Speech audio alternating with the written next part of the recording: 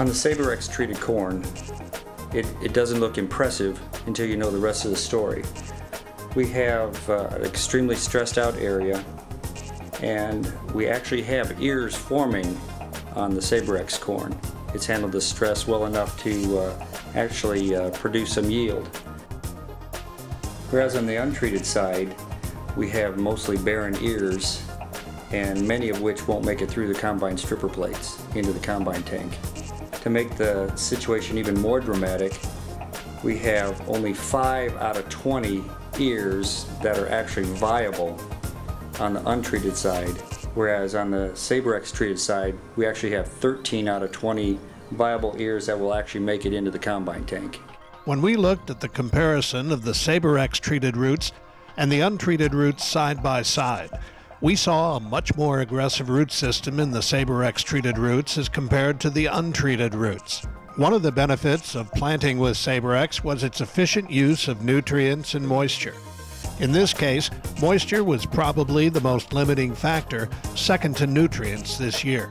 Using SabrEx developed a symbiotic relationship, allowing the plant to stabilize faster and maintain higher amounts of moisture and nutrients to deliver greater nitrogen use efficiency. The result was a healthier plant all season long, even in the unusually hot and dry growing season of 2012. With this untreated plant here, I'm seeing the actual concerns, a small root system that doesn't have a very aggressive anchor or brace root system to keep that plant standing through gale force winds that we sometimes get here in the Midwest.